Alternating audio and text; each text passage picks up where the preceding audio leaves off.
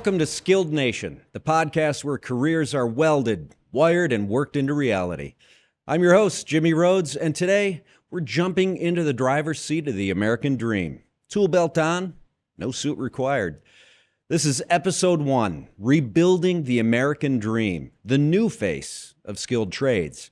We're here to spark a new conversation, bust some outdated myths, and shine a light on real opportunities waiting in the skilled trades.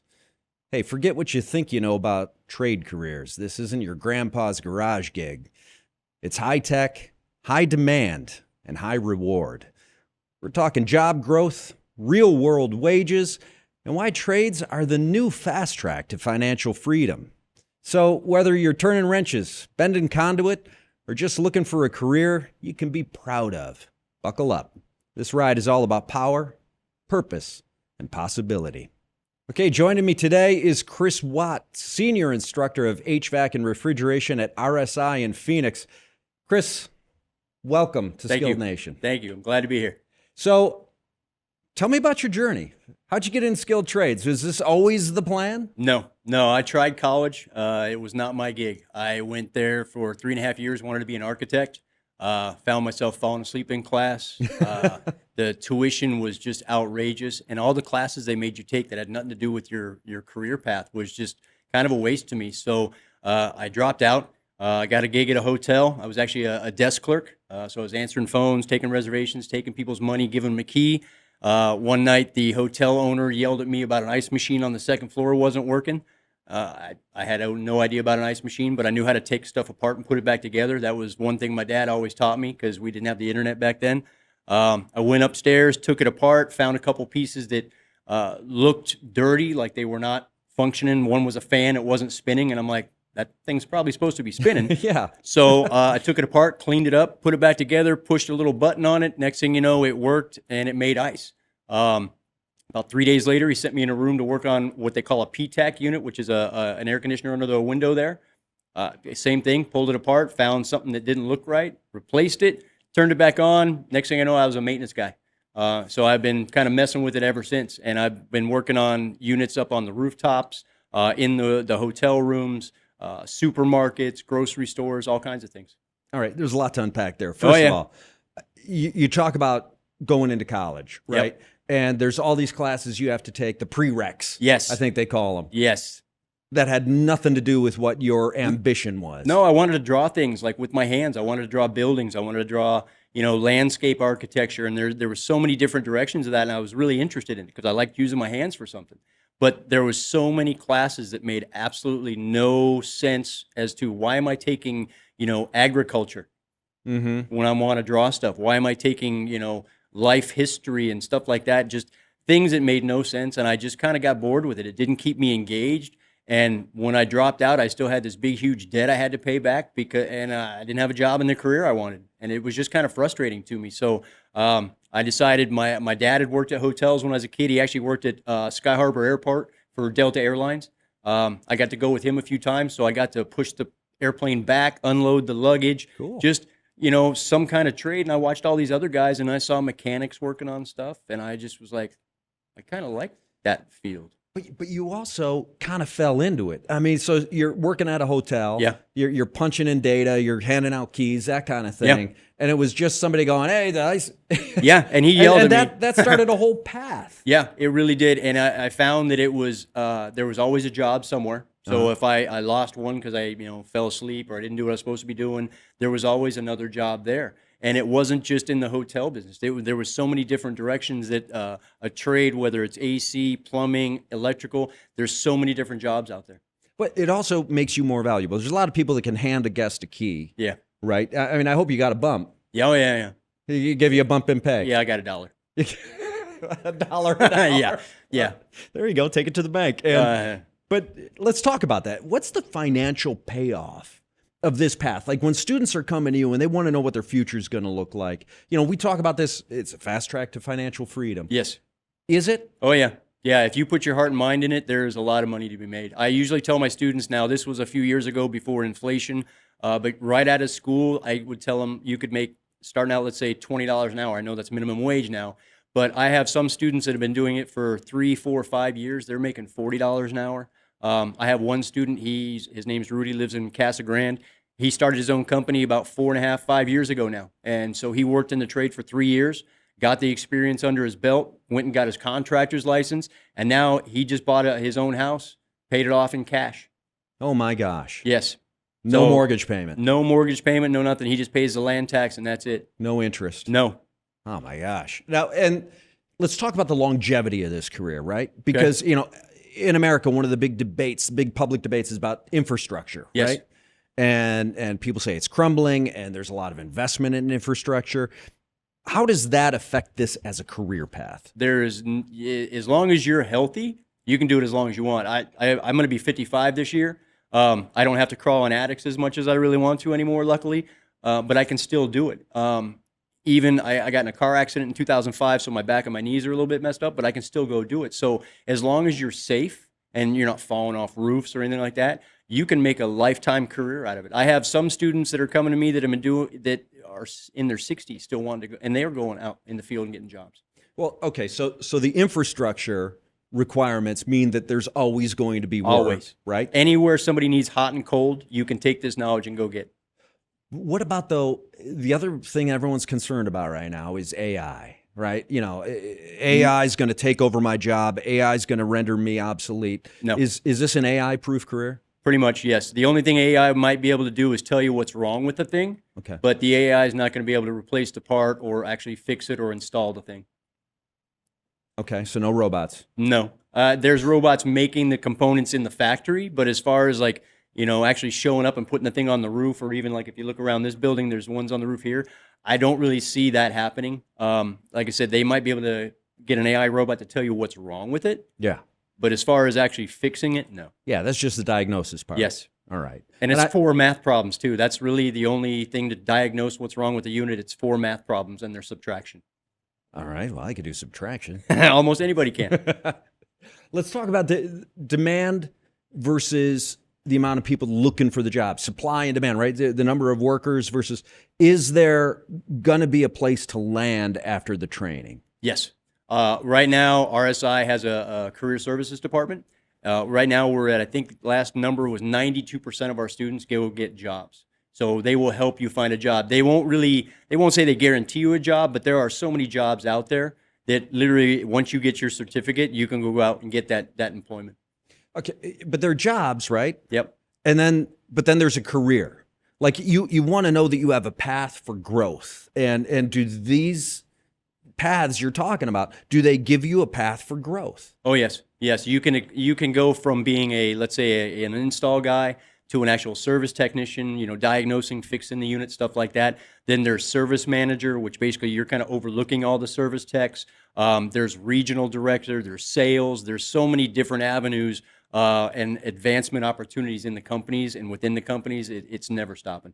And so does that also talk about the finance? Does that have to do with the financial opportunities as well? As you go down that path, what is the range? What are your opportunities for income on it? So depending on what you get, let's say a service technician, you could probably, if you really put your heart and mind into it and work, more than 40 hours during the summer, you could probably make 6 figures pretty easily. Wow. I know some service guys that are service manager, they're making $200K a year.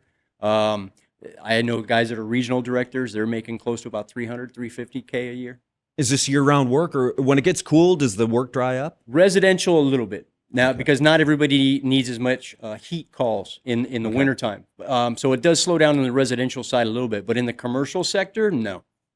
It's always nonstop. Because if you think about commercial, doesn't just cover a building like this. It covers grocery stores, QTs, Circle Ks, warehouses, the Walmarts, water and ice stores, the smoke shops and the little strip malls. Almost anywhere they're getting calls. We're talking with Chris Watt. He's a senior instructor of HVAC and refrigeration at RSI. And when we talk refrigeration, right, we're talking about both the refrigerators in the grocery store, but also the AC, anything that's making air conditioned. Honestly, cool. even restaurant equipment, because at our school we teach you about a gas furnace. So like you have in your house, if you have a gas furnace to heat up your house, a deep fryer in a restaurant is a furnace. The only difference is instead of heating up the air, you're heating up the oil. All the same components are in that thing. And the same thing with the grocery stores. The same components that are in the AC at your house are in that unit that are making the pizzas frozen, the frozen vegetables, the hamburger meat that's back in the deli that's nice and cold, and all those deli meats, all the same components. All right, so this is getting to your demand, observation is that once you learn that some key skills, they're applicable across a wide array of everywhere. And I tell my students that almost every day. And I actually built I call it Frankenstein, but I built a portable AC unit out of nothing but scrap parts. So I took parts off working units that weren't working anymore. So I took the ones that were, put them all together, and I actually use it as a demo piece in my class to show them, hey, if you understand the basic principles of these things, you can do this. Yeah. I don't expect them to do it right after they get out of my class, but after a few years of doing it, they should be able to handle it easy. All right, so we've talked about, concerns about infrastructure. We talked about concerns about artificial intelligence. Yep. I mean, I think the other thing is the economy is on people's mind. Like, what if we get into a recession? What if, how recession-proof are these jobs? Is there going to be continued demand for these skilled trades? Yes. Just because no matter what happens to the economy, people are going to need either to be hot or cold. Okay. And if it's not here, you can take this knowledge and go anywhere. I have students that are working on cruise ships. I have students that are working on the fishing boats up in Alaska. I have a student that's working in Paris, France right now. They just transferred him over there to be a maintenance supervisor at a huge apartment complex over there. And they paid for everything. So it's pretty covered as far as if the economy tanks, there's still employment out there. But so you're saying that if we get certified here, does that work internationally? Does that certification travel? So technically, the test they take in my class is called the EPA 608, which is Universal 608. Okay. That covers you everywhere. The only thing you might have to get is maybe a contractor's license in that country. But as far as being able to work on the equipment, that card that they get when they take the test in my class covers them everywhere. Yeah. Okay. So it opens up the world to you. Yes. All right.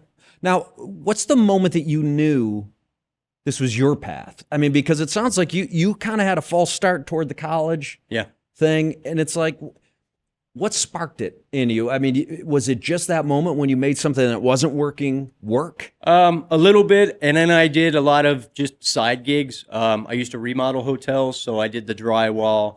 I did, basically tearing them down to the frames and just redoing it. I loved working with my hands. Mm-hmm. And then I realized that the AC gig was a little bit more steady.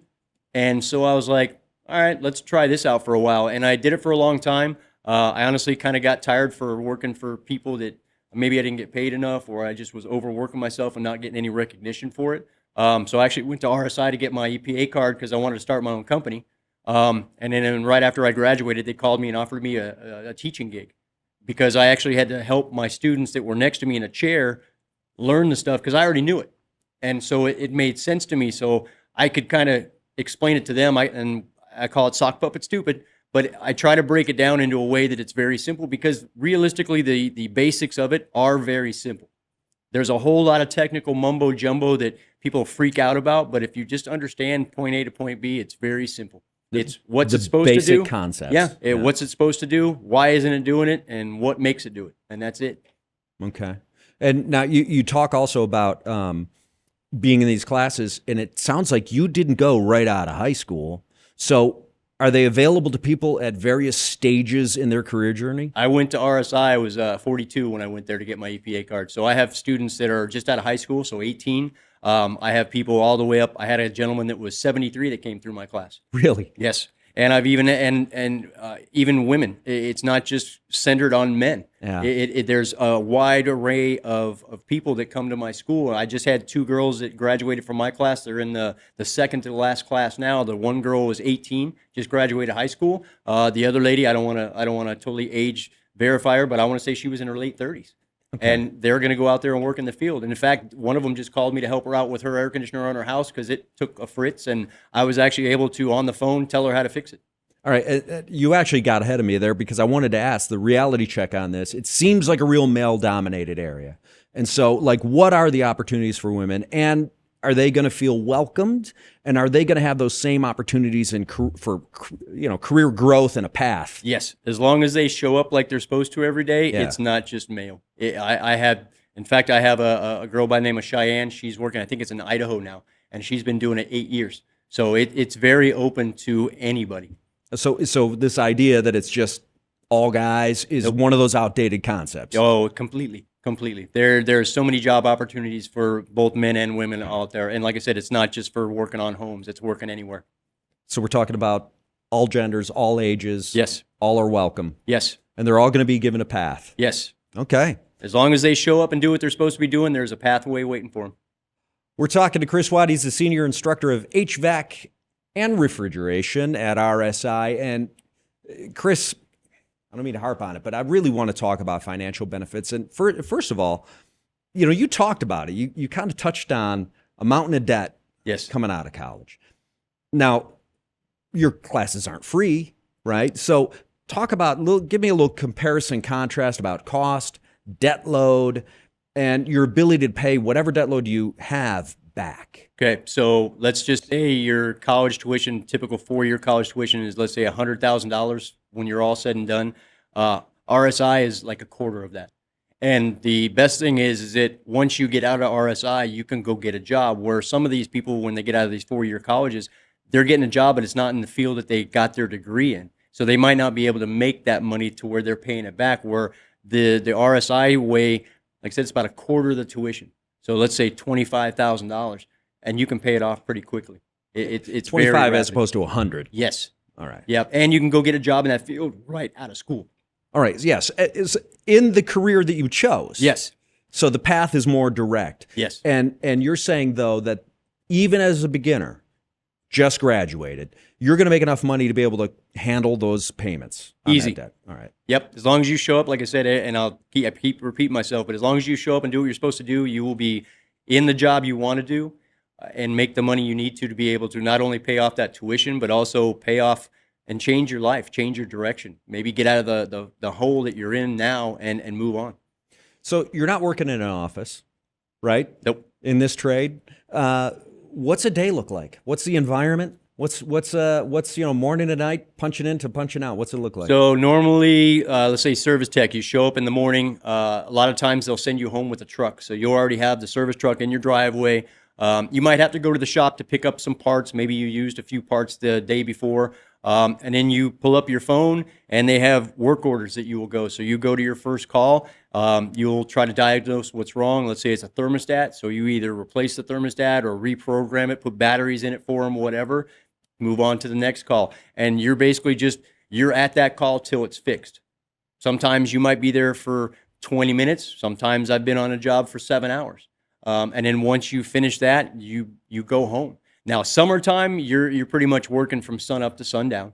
Sometimes even after the sun goes down. It just depends on how many calls they got and how big the company is. But it's hands-on stuff all day long. And to me, the best part is a lot of times you're kind of you're by yourself. You're on your own, and every once in a while, if you get stuck, there's somebody you can call, to get a little bit of help, because maybe it's something you've never seen before. But you're not kind of being constantly bombarded with, let's say a sales rep at a mall, where there's constantly somebody coming to you, hey, where's this? Hey, where's that? Hey, where's it?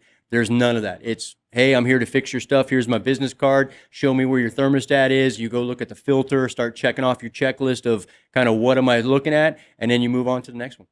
All right. Now, what about some of the myths people have? Like, if somebody is saying, I can't go down this path, I'm not smart enough, and there's so much technical stuff that I just don't think I'm going to grasp it. What would you say to that person? I mean, that's malarkey. Malarkey. It's totally easy to figure out. There's going to be things they run into that they might not know or understand. But there's always somebody there that they can call, whether it's their service technician. There's 1-800 numbers. Almost everything's online now, so they can even get online and figure out and get ideas of what's wrong. But it's not you don't have to be a genius level person to be able to do this. Like I said, to diagnose what's going on inside that unit, it's 4 math problems. So as long as you can add and subtract, you can pretty much do it. I teach them how to use their multimeter in my class, which is a tool they get in their bag, and it basically just reads current and voltage and stuff like that. But again, it's very simplistic. It's, is there voltage here? Nope. Okay, why not? And you're finding out why it's not there. So it's not rocket science. And what about the people, in terms of another myth, that just say, way too physically demanding, I'm going to wind up being 40 and my knees and my lower back are going to be shot? What's the truth behind that? As long as you're safe. Like when I was first getting into this, I carried every tool I could possibly think of in a backpack, which that was moronic just because it was so heavy. And after a while, I started thinking about why am I carrying all this stuff? So as long as you take preemptive measures to keep yourself safe, it's not a problem. And it's not just residential. So you're not always climbing up on into an attic where it's very small crawl spaces. Sometimes it's on a rooftop where you go up a stairwell, maintenance guy opens a service door, you walk out onto the roof. So you're really not climbing much. There's a lot of different practices, or even a supermarket. You're really not climbing on anything. A lot of like the deep freeze where the frozen pizzas are, the stuff's right there on the floor. Yeah. Everything's right there, so you're not really, doing much physical stuff. Maybe bending down, so you might get some knee pads or one of those little gardening foam little knee protectors. But it's not very labor intensive as long as you're smart about it. And I try to tell my students in the class, hey, all you need to figure out what's wrong with it are very simplistic things, maybe 10 pounds worth of stuff. Then when you figure out what's wrong with it, then you can go get the tools you need. And they have advanced a lot of things to help keep people safe and to make them longevity in the job field, like cranes to lift stuff up to the rooftop, or straps to carry stuff, little pulley systems for the ladders to carry the heavy stuff up so you're not doing it physically. All right. You say over the years. How many years have you been doing this? 36 now. 36 years. How many years have you been instructing? 12 and a half. Okay. And I'm still doing it even though I'm teaching. Okay. So you're doing both. You're doing jobs and teaching. Yep. Luckily, I don't have to do as many side jobs as I used to. Luckily, I've set money here and there, and the teaching gig is kind of financially taking care of me so far.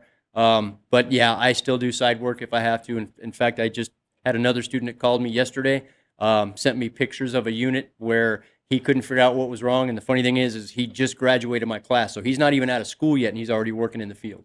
But he called me and said, I'm lost. What do I do? And so I sent me pictures. So he sent me pictures. I texted him every step, what to do, word for word, step for step. About 4 hours later, he called me and said, dude, you're a genius. And he had it up and running. He was like, I can't thank you enough. He told me he was going to bring me a 12-pack, but I told him, no, we're not doing that at school. Can't bring me alcohol at school. But it's just, like I said, there's always somebody you can count on. And like I said, he's not even out of school yet, and he's already working in the field making money.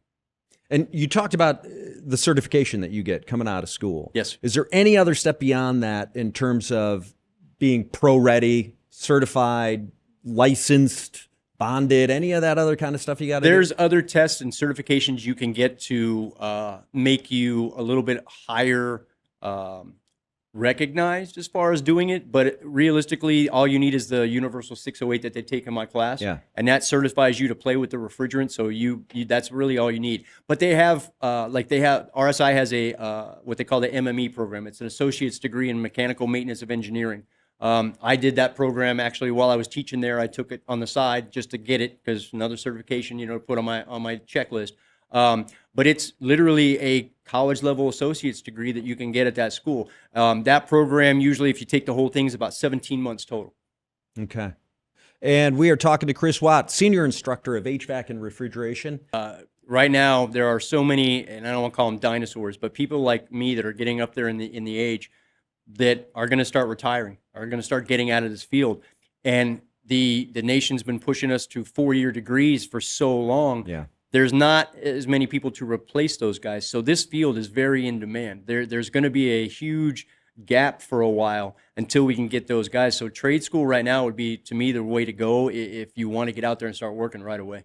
Well, and look, parents just care about their kids, right? So I'm not going to berate a parent who thinks they're giving their child good advice, but the parents are the ones that I think have bad information or outdated information. Sometimes yes. Sometimes yes. Like I said, the main thinking has always been degree. You got to have a degree. You got to go to this college. Right. Well, it's been beaten into their head. Yes. And even my kids, like my oldest boy just turned 16, and he and I have had conversations, and he's like, Dad, I just don't think I'm a college kid. He goes, I don't think I can do it. I was like, okay, well, what do you want to do? And he's like, I like building stuff. So he's been taking engineering classes and construction classes in his high school. He and I have already had chit chats about when he gets out of high school, he can come to RSI for free because I work there. And I've already been teaching him at home, so he kind of already has a head start on everybody else. But it's not all just go to college. I I want my kids to do good. I want them to succeed. And as long as they can make a good living and be happy with it, if it's a trade school or a college, whatever they choose. But to me, trade school, like I said, is the way to go just because it's not as long. Like our longest program is the MME, 17 months, but we also have shorter ones. We have a 6-month program, which covers all the basics of refrigeration, stuff like that. We have a 9-month program, which includes electrical, so like residential and commercial electrical stuff. But after that 9 months, you have your Universal 608 card in your hand. You have a certificate that says you went to a trade school and you are trained and you get to work. Man, less than a year. Yes. And you're on the job. Yep. What else makes it a powerful career path? If somebody's listening and they're considering this and they're hearing this discussion, right? We've talked about the financial, right? We've talked about the speed with which you can actually start working in your chosen field. Yes. What about how it feels? I mean, what about the enjoyment factor? Have you enjoyed your 37 years doing this? 98% of the time, yes. Most of the time, I that look on the people's face when you come in and tell them, okay, hey, your unit's back up and running, you'll be cold here in no time. And sometimes you have to explain to them because most homeowners and even business owners don't understand that, let's say your house is 96 degrees and I come there and I fix your unit. It's going to take a little while for all that heat to get out of the house. So most homeowners think, hey, as soon as it's fixed, it's going to be cold in my house like this. It's not. It takes a little bit of time. Yeah. So explaining that to them and just helping them understand it. That way, if I'm not the guy that comes back, let's say they have somebody else come back, they're not getting ripped off. They have a little bit of knowledge, a little bit of power to understand that, okay, hey, that's not what the guy said last time. You know what I mean? So to me, just the fixing it and the satisfaction of seeing the smile on those people's faces and just making them happy, to me, that kind of almost makes the job. Yeah, especially in the thick of a summer, no matter where you are in the country. I mean, whether you're in the desert heat or the humidity that they get, down south, you're meeting people at their worst. Oh, yeah. And you're flipping their day around. Yeah, and like I said, 98% of the people I've met, awesome. There's that 2% are just mad at the world, and That's it's like everywhere. I tell my students, let it go in one ear, out the other. Yeah. Let me get to my job. Let me make you cold. Mm-hmm. That's everywhere too. Yeah. All right, Chris, you ready for a speed round? All right, let's go. We're going short answers only. How many available trade positions are out there right now? Hundreds of thousands. Really? Yes. Hundreds of thousands. Hundreds of thousands. That's a lot of opportunity. Everywhere you can eat hot or cold, you go. Okay. Well, where can someone go to learn more about starting their path in the trades? Come to RSI. Come talk to either. I would say Grace or Jason would be probably the two. There's other guys there in the admissions department too, but I've known Grace and Jason for a long time. Those would be the two people that will give them the most information, and honestly, even stop by and see me. Okay, so that's in admissions. Yep. Right, and you talked about those 100,000 or more jobs. Yes. Who's do the matchmaking on the back end? I got that certificate. I want to get one of those jobs. Is somebody going to help me with placement? Career Services. They will help you get a job. They can't guarantee you a job, but they'll help you with your resume. They have leads on jobs. They'll set up interviews for you. I try to tell my students while they're in my class, get your resume together now. That way, as soon as they take the universal card test, they can start putting their resume out there right after my class, and they can go get a job. Do it ahead of time. Yep. Yeah, I call it the preemptive strike. You know what I Right. mean? If you can get out there and network as fast as you can, it just opens a lot more doors quickly. Right, and so you go get one of those 100,000 jobs right out of the gate. Yep. All right. This has been fascinating. This has been informative. Chris, thanks for coming on to Skilled Nation. I've had a pleasure. I enjoyed being here. All right. That's a wrap on episode 1 of Skilled Nation, where we're not just rebuilding the American dream, we're rewiring it for a new generation. Listen, if today's conversation sparked something in you, maybe a career rethink, a sense of pride, or just some curiosity to learn more, we've got the tools to help. Head over to rsi.edu or tws.edu, your go-to resource hub, co-powered by leaders like Stratitech, Tulsa Welding School, and the Refrigeration School. There you'll find career insights and training paths, salary stats and demand forecasts, real stories from students just like you, and everything you need to build a career with purpose. No fluff, no 4-year detours, just real skills, real demand, and a future you could feel in your hands. A way of life and a badge of honor. All right, share, subscribe, like, write a review, and of course, keep listening wherever you get your podcasts. Next episode, we're putting the work in workforce, showing how today's trade training, tools, and tuition support are launching students straight from the classroom to the job site with no detours. Until then, I'm Jimmy Rhodes. Keep learning, keep building, and keep listening to Skilled Nation.